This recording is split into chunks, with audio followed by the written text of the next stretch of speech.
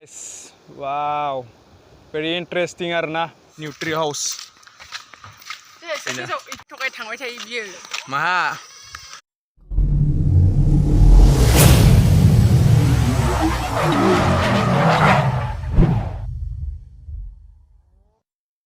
So hey guys, dini ang Gwdan2 मोनफैलायबाय आरो नै Gwdan2 मोनफैलायबाय तो Gwdan2 फैग्राफ्रा साथाम नै 1 2 3 बैसाजा बिनानाव आरोना जों सानजों फैदों बिनानाव जाहानजों फैदों आरोना बेरायनो ओमफ्राय एसे सानै लोगो तो दिनै Gwdan2 एसे बेरायनो फैलायबाय माने माथो खालामबाय थानो जेनेबा फैथावथाव ब्लगबो बानायथावथाव फैबाय आरो माने बेरायनो एसे जाखिनिया इखौनो बेरायलाबायफैनोसै आरो सामफ्रामबो फैबाय थाखायो फैनायाथ' इयाव फैबायानो थानाय जायो बांसिन ओमफ्राय भिडिअसो बारा लाबाङा आरोना थ' दिनै आं भिडिअ लागोन एन्ड माने इयाव रक इक' हिल पार्क गोदान खुलिफिनदों आरोना चिल्ड्रेनफोरनि बेखिनियाव गोदान बानायदों थ' बा भिडिअखौ नायलांबाय थादो आरो खाथियाव आंजों लोगोआव दं सासे मैदेर फिसा मैदेर फिसा इनो नामा मैदेर फिसा आं दोननाय आरोना मैदेर फिसा होननानै आरो इथिं दंबावो मैदेर बिमा मानै दं फटक लागासिनो दं मैदेर फिसा नङा थ' होमबा नायलांबाय थादो दा मा होनो खालामदों ओइ नै हाय हेल' मा नाम नोंना हेल' बिना मा नाम सोंलायलायो बिनि मैदेर फिसा मैदेर बिमा मैदेर साथामनाबो मा होनो जाखो माने गोजौ गोजौ लाला थ' दायो माइब्रा हाजोआव थांनि आरोना माइब्रा हाजोआव थांनोसै जों दसे माइब्रा हाजोथिं बेरायनोसै एबा सानथिनि दै जों माबाया जा नायलांबाय थादो चलो जों दायो फैयाखै माइब्रा हाजो खाथियाव दुस्थु लोगो मोनखोब्रा आंलाय थ' हाजोआव नै ओइ माइब्रा हाजोआ गाथारसिगोन माथो ना थ' इमान साफा नुदों जायगाखौ गुफुरनो ओइलाय माइब्रा हाजोआ ओइलाय जोंना गाथारहां नुदों थ' नै दैया बिराद साफा जानानै दङ दिनै साफा जाना दं आरोना दैया जों पिकनिक जाग्राफोर फैहांबायानो एसे एनै जानुवारि सिजोन फैबाथ' बुंनांला आरो बिराद मानसि जासिगोन दा नै डिसेम्बर हाबबायना बेनिफ्रायनो पिकनिक जाग्राफोर फैहांबाय थ' आं एसे दा सुइसगेटआव थाङोबा देखायगोन दे जुदि थाङाबाथ' देखायला ओमफ्राय पार्क गोदान खुलिनायखौ आं देखायगोन मा दं मा गैया नोंसिनो सोरबाफोर नुबायबाथ' नुखाबाय आरो नुवाखैबाथ' ला नै हाजो बायलाला नायनो फैग्राफ्रा इसोरनो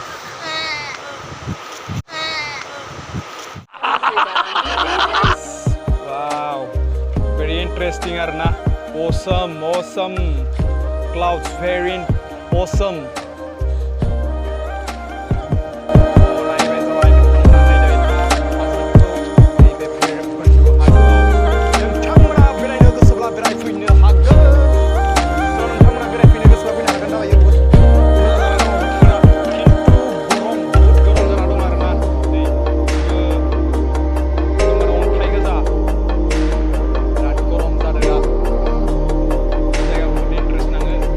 A few moments later.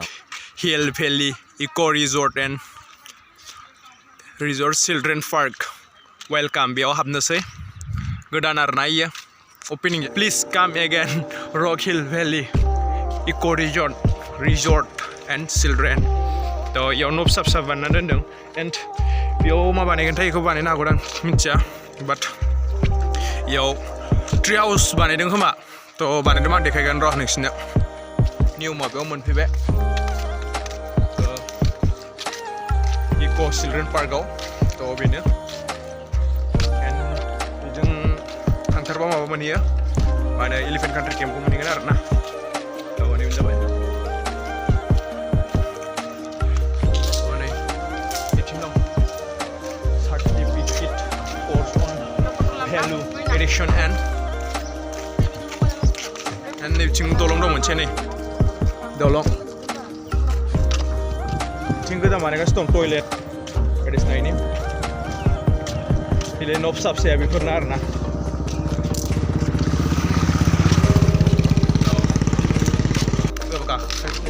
Nih, yaw dong, tree house nih. New tree house. Eco Children Park yaw. Bener arena. Yaw maba थानो हागोन आं camping खालामनो हागोन. Yaw neighborबो दंखायो फिसा बानायजोबना दोनदों आरोना. थ' नै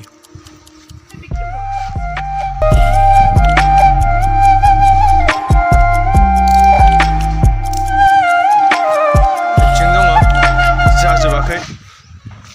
बेयो हानिसो आरोना लिरदों हानि पागलाना लिरदों खोमा ओइथिं दंजोबो ओमफ्राय इथिं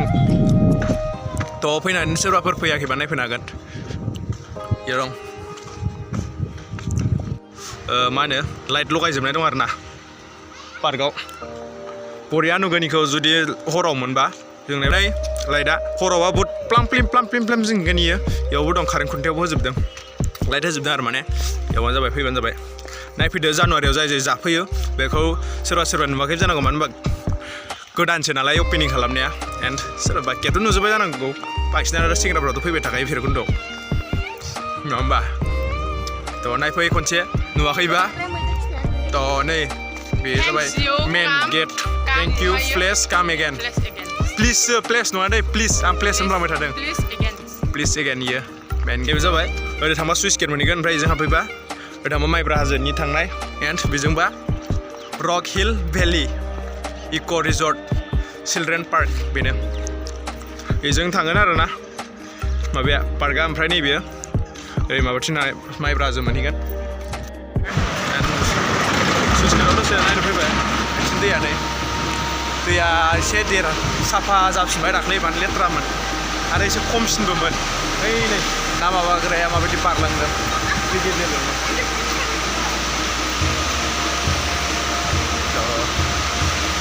सुइस गेटआ बेनो आरोना सोरबा आंनि भिउवार्सफ्रा नुवाखैबा नायनो हागोन आरो बांसिनाथ' नुखाबाय जानांगौ मानो होनबा भैरबकुन्द'आव बांसिना फैगोन नै सुइस गेटआ बेनो ओमफ्राय ओइ जाबाय हाजोआ आं बे हाजोआव थांथारला आरोना दायो पिकनिक जानायनि माबाफोर बानायजोबखाबाय दायो दुखान बायदिसिना फैखाबाय आरोना बायदिसिना फानग्राफोरा बेयाबो साफा जाबाय दायो बे भुटानावसो थांनो मोनहांमोन आरोना थांनो मोनबा भिडिअ लाबोगौमोन माने लकडाउननिफ्रायनो भुटानाव हाबहोला आवाज फैदों दे दैनि ओंखायनो मोजां खोनायाखै जानांगौ भइसखौ बिराद आवाज फैदों दैनि ओमफ्राय नोंसोरावथ' आरो आवाजआ माबायदि जायो दैयाव थिंगौ बरिया नाङो फट' साफायबा बांसिनानो सुइस गेटआव फट' लायो आरोना मानसिफ्रा ओरै लाइनजों ओमफ्राय ओरै सुइस गेटआव फट' लायो एन्ड जानुवारिफ्राव सोरबा बेनिफ्रायनो लोंलाबायनानै गोलैलाबायनानै थैसिगोनलाय आरो लोंलाबायना गावजों गावनो नै बेयाव गाखोलाबायना गोलैलांलाबायो बेफोराव मा होनदों आरो नै आं ओरै थांथारला मानो होनबा आं गिदिंलांफिननोसै टाइमबो जाबाय थांनोसै आरोना दा 10 takani 10 takanल' deh बारा नङा खम दामिसो आरो गोजांनाय ना बारा दामि जाजाया थान्दाथार गोदै केन्डिनि नोंसोरलाय मा जाखो मैदेर फिसा मैदेर फिसा गोथाव नांदों गरम बोथोरावथ' जायाखै दासो गोजां बोथोर फैनानैसो जादों इनिया नै थ' नै सासेया जाजोब्बायानो मालाबासिनो ओमफ्राय दायो इन्डिया गेटआव बेरायनायनि नै जानाय जोबदोंबालाय नै माथो आं जागासिनो नै दङ दा इन्डिया गेटआव बेरायनायनि आरोना इयाव भुटान थांग्रानियाव ओमफ्राय इन्डिया गेटआवथ' थांनो मोनगोन खिन्थु बारनो मोननाय नङा आरो एन्ड मालाबा थाङोआ माबा एसएसफ्रा थिनहरफिनो आरोना थ' गेटआव जों मोनफैबाय दायो नै खावब्ला नायसिनदों केमेरायाव साथामबो उनाव नाहर आं देखायनि ओमफ्राय नों बे खाथियाव थांथारनाय जादोंमोनला एसएसबिफ्रा नाव बादा हरो गेटआ नै बेनो एन्ड भुटान गेटआ ओइ नै बेखिनियाव नुहुरनाय नङा सान्दुं मोदानो जाबाय थेंक इउ फर भिजिटिं इन्डिया बेनो आरोना थ' थांथारला जों ओमफ्राय नैबे दैमा बेयो सुइस गेटा गाना नैबे ओरै माबाथिं गामि हाबैनाय जों दायो हाबनो मोनबाय आरोना नै गेटजों हाबहोदों माने एसएसबिफ्रा सिनायनायमोन आरो नैखौ इन्डियानिफ्राय भुटाननिथिं हाबबोनो मोन्दों आरो ओमफ्राय बारा गोबाव थाहोआखै भुटान गेटसिम थांनो मोनगोन खिन्थु बार हाबलांनो मोननाय नङादां आरो थ' माने एसएसबिया सिनायनायमोन ओमफ्राय हाबहोबाय आरोना ससे गेटआव रायलायनानै बैसिम ससे थाना फैनोसै बैथिं बारस'लांसै फैदो माबाफ्रा एसएसबिफ्रा आसामिसमोन आरोना हारसाफोर माने सिनायखानाय ओमफ्राय रायलायनानै थांदो होनहरबाय आरो ओमफ्राय दा थांनो मोनबाय जोंलाय सानदोंमोन न'आव थांनायसो खोनादोंमोन जिरायना होननानै ओमफ्राय जों जिरायना थानायखाय जिरायनाङा हाबफै होनहरबाय आरो थ' बेनो वेलकाम टु इन्डिया ओमफ्राय आसामनि माबा दं आरो गान्दा गं थसे गोनां गान्दा बेनो ओमफ्राय भुटानाथ' बेयाव थाबाय थ' जों सानैजों दायो फैबाय नै गोरलै गथ'आ एसएसबिफ्रा हाबोबाय आरो गेटआव मोनफैबाय नै रायलायनानै दिनै मोनफैबाय आरो हाबनो हाबबाय नै भुटान गेट भुटान मा लिरदोंथाय फरायनो रोंला दे भुटाननि गावसिनि लेंगुवेज लिरदों एन्ड नै नायबानो जाबाय मा लिरदों भुटान बे गावसिनि सिम्बल टाइगार दं ओरैनो सिङावथ' हाबलांनो मोननाय नङा जोङो जास्ट गेटआवल'सो फैनो मोन्दों बेनो आरो थ' दायो जोङो थांफिननोसै सिङाव हाबनो मोनखाया आरो माथो खालामनो आरो थ' मोननैसो फट' लालांसै इन्सटाग्रामाव नुगोन मोनगोन फल' खालामबानो जाबाय आं इन्सटाग्रामनिखौ गाहायाव होना होगोन नामखौ थ' फट'क साफायबाय ओमफ्राय दायो थांफिनसै आरो ना बारस'लांसै जोङो थ' बारस'लांसै ओमफ्राय न'आव थांनोसै आरो जों दा न'आव जों थांसिगोन थ' दायो जों भुटाननिफ्राय थांनोसै एन्ड थांनानै भुटान माने भुटानाव हाबनो मोनाखै आरो भुटान गेटआवल'सो जास्ट ओमफ्राय दायो न'आव थांनोसै आरो ना दा बिनानावजों आंजों थांनोसै ओमफ्राय बिसोर सानैया इयावनो थालांगोन माने इनिनोखा नालाय माने जास्ट बेरायनो थाखाय लेंहरनायमोन आरो एन्ड बिनानावखौ आं दहाय देखायखाबाय सोर सासेयामोन एन्ड थ' होमबा थ' जों दायो अन्थाइबारि जों बारस'बाय एन्ड दा न'आव थांनोसै आरो ना माने न'आव थांनोसै माने थांसै आखाइ सुनि र' दैयाव आखाइया आंना दहाय बरफ जानाया नांजोबदों थ' जों दायो सानैजों थांगोन आरो ना बेनो नै गथ' फिसाया बिनानावा जों सानैजों फैदों दायो आयदै ओमफ्राय बिसोरखौ माने बेरायनो थाखाय लोगो गैयिनि लेंहरनाय आरो ना